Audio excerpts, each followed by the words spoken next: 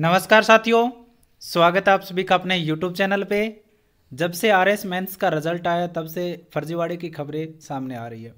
आपको पता होगा कि आरएस मेंस की इस बार कट ऑफ है वो बहुत ही कम गई है और कम जाने के बहुत सारे कारण हो सकते हैं। और कट ऑफ कम जाने के बाद में जब फर्जीवाड़े की खबरें आ रही है तो आपको भी पता होगा कि बहुत कुछ बड़ा हुआ है।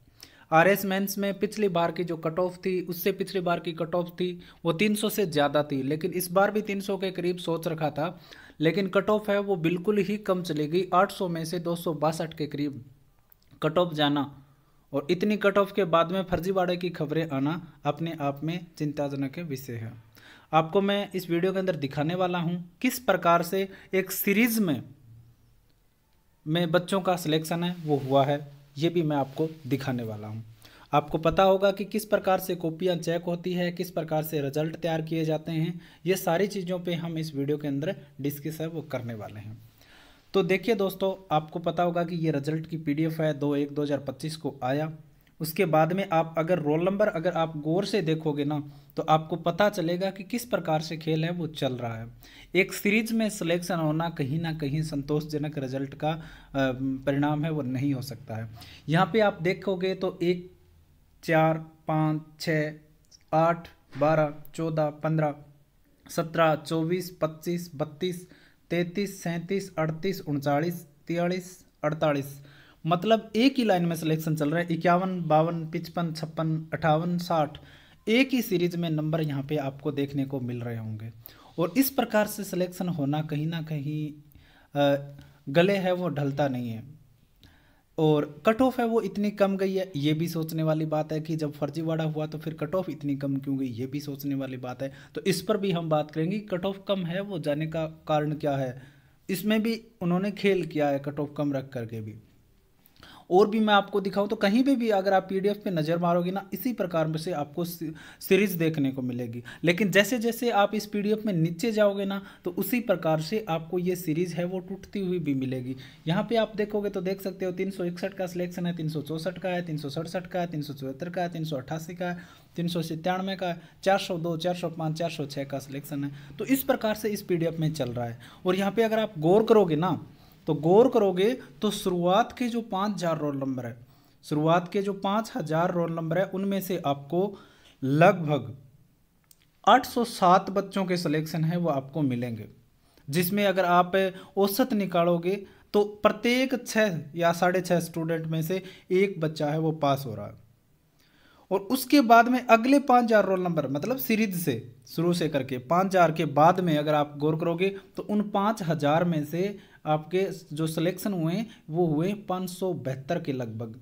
और यहाँ पे आप गौर करोगे तो लगभग 9 बच्चों पे एक का सिलेक्शन, मतलब शुरुआत के 5000 रोल नंबरों में तो प्रत्येक 6 में से एक बच्चा सेलेक्ट हो रहा है, और आगे के 5000 रोल नंबर में 9 बच्चों में से एक सेलेक्ट हो रहा है। और उसके आगे 5000 रोल नंबर और चलोगे आप तो लगभग उसके आगे 5000 चलोगे ना, मतलब 10,000 से 15,000 के बीच में रोल नंबर अगर आप शुरू करोगे तो उसमें मात्र है वो 418 बच्चों का सिलेक्शन हुआ है। यहाँ पे और कम हो गया, मतलब यहाँ पे 12 बच्चों पर एक बच्चे का सिलेक्शन हो रहा है।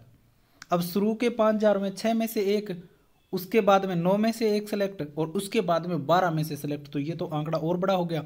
उसके बाद में 15 से 20,000 अगर मैं रोल नंबर गिनोगे ना, 15 से 20,000 वाली लाइन में अगर रोल नंबर आप देखोगे चेक करोगे तो 5500 बच्चों पे, मतलब 5500 बच्चों पे मात्र 371 बच्चे पास हुए हैं। मतलब सोच सकते हो कि 5500 मतलब 15 या उससे ज़्यादा ले सकते हो, 16 या 17 बच्चों पे एक बच्चे का सिलेक्शन हो रहा है। तो इस प्रकार से ये चीज़ें हैं वो इस पीडीएफ में आपको देखने को मिलेगी।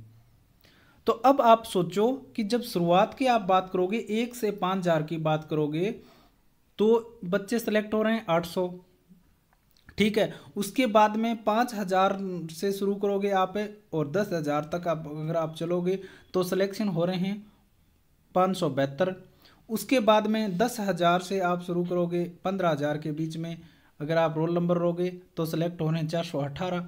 उसके बाद में आगे के 15,000 से ज़्यादा, 15,000 से 20,000 या आप कह सकते हो जो लास्ट है जितने लेने हैं 21,000 के समथिंग, वहाँ तक अगर आप चलोगे ना तो मात्र 371 बच्चे सेलेक्ट हुए हैं।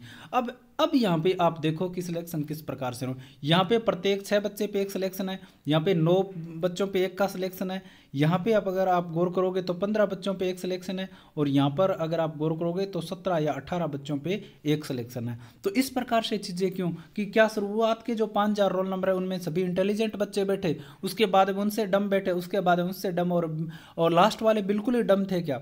तो ये चीज़ है वो कहीं ना कहीं सोची जाने वाली है।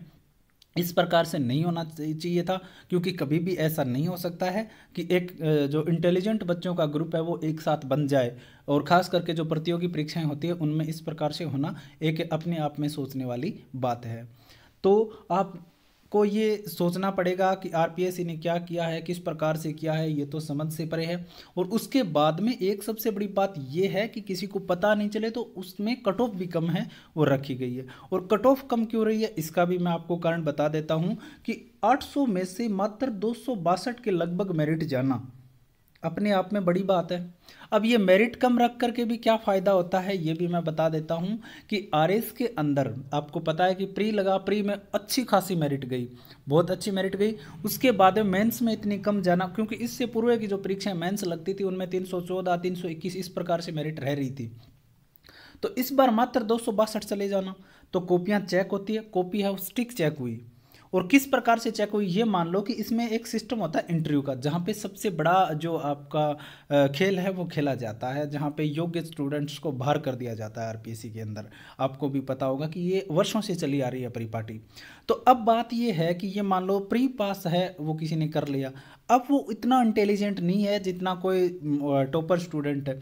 अब उसके पता है कि मेंस में नंबर अच्छे नहीं आ सकते उसके, अगर कॉपी ठीक ठाक चेक करें तो भी नहीं आ सकते, और जो टॉपर है उसकी कॉपी अगर स्टिक चेक करें तो उसके नंबर है वो कट सकते हैं, कोई दिक्कत नहीं। और हार्ड चेक करके उसको भी उसके बराबर लाया जा सकता है, नंबरों का जो डिफरेंस है वो कम किया जा सकता है, और उसके बाद में इंटरव्यू में अपने चैतों को नंबर दे करके और उस टॉपर से ऊपर है वो लाया जा सकता है। इस प्रकार से खेल चलता है।